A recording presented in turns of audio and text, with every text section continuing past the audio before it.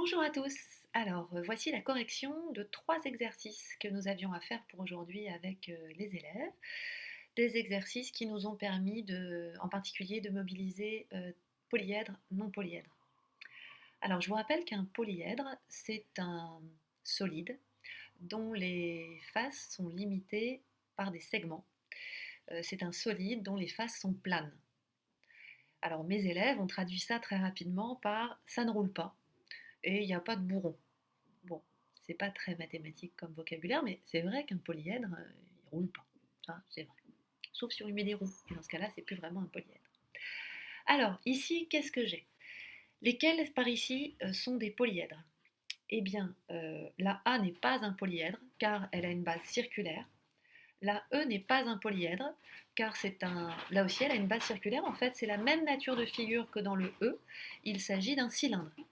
Alors certains élèves ont eu du mal à voir ce matin qu'il s'agit d'un cylindre. En fait, c'est comme une pièce qu'on aurait mis à la verticale ou comme une tranche de saucisson qu'on se découperait. C'est bien la même chose, c'est juste qu'on l'a posé sur sa face latérale. Le L n'est pas un polyèdre, c'est un cône, sa base est circulaire. Le I n'est pas un polyèdre, puisque ici il s'agit d'une demi-sphère. Et le K n'est pas non plus un polyèdre, puisqu'il s'agit d'une portion de cylindre. Là, les élèves m'ont cité des parts de camembert, par exemple, c'était une bonne idée. Et moi, ça m'a fait penser à une part de tarte aux pommes. Mais au départ, effectivement, j'ai mon cylindre, et puis j'en ai gardé seulement une portion. Alors pour les autres solides, il s'agit de polyèdres, dont nous connaissons le nom de certains. Le C est une pyramide à base carrée. Le I est une pyramide à base triangulaire, aussi appelée tétraèdre. Le D est un octaèdre parce qu'il y a 8 faces. Le B est un pavé qui n'est pas droit puisque ses faces sont des parallélogrammes et non pas des rectangles. Pour les autres, nous n'avions pas vraiment de nom à leur donner, même si en fait il y en a. Là par exemple, on a un tronc de pyramide. Là j'ai oublié comment ça s'appelle, mais c'est en fonction du nombre de faces en fait. Et ainsi de suite. Voici donc la correction de cet exercice que je vous joins à l'écran tout de suite et qui est sur Pronote. Nous avions à résoudre l'exercice 23. À quel polyèdre fait penser chacune des bougies suivantes?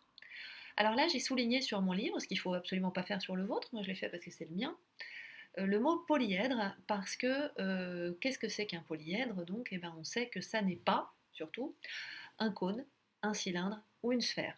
Donc répondre cône, cylindre ou sphère m'indique forcément que je me trompe. Alors, ici on a donc un cube. Ici et là, pour le C et pour le D, nous avons des pavés droits. Je vous rappelle que la définition d'un cube, c'est que c'est un solide dont toutes les faces sont des carrés. Et un pavé droit, c'est un solide dont toutes les faces sont des rectangles. Et comme un carré est un rectangle particulier, rien n'empêche un pavé droit d'avoir des faces carrées. De la même façon d'ailleurs, le A est un cube, mais c'est aussi un pavé droit. Le B et le E sont des pyramides. Alors on ne sait pas trop à base quoi, parce que comme on ne voit pas ce qu'il y a derrière, c'est difficile à dire.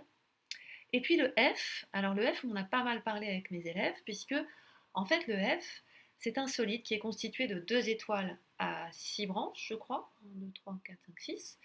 Elles sont identiques et parallèles. Et on a des faces latérales qui sont des rectangles. Donc en fait, on est bien sur un prisme, c'est bien la définition d'un prisme, puisque j'ai une base en forme de, de polygone, pardon, à 12 côtés, une autre base qui est exactement la même, et des faces latérales rectangulaires. Alors c'est donc un prisme à base en forme d'étoile. Pendant que nous y étions ce matin, nous avons traité l'exercice 24. Alors dans l'exercice 24, on nous donne les 6 lettres du mot prisme qui ont été représentées en volume, en fait, avec un effet de profondeur. Il s'agit de supposer à chaque fois que la face avant est aussi la même que la face arrière, et puis on a relié les deux faces par une ou plusieurs faces latérales. Alors j'ai posé la question ce matin à mes élèves, lesquels sont des prismes droits? Et assez facilement, puis à ce moment-là, ils m'ont répondu que la lettre P, la lettre R et la lettre S n'étaient pas des prismes droits, alors que I, M et E, oui.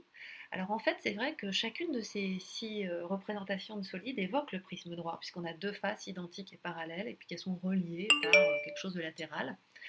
Sauf que nous avons dit qu'un prisme droit, c'était un polyèdre. Et dans le P, le R et le S, eh bien, il n'y a pas que des segments pour constituer des arêtes. Comme diraient mes élèves, il y a des arrondis, des courbes, et donc ce ne sont pas effectivement des prismes droits.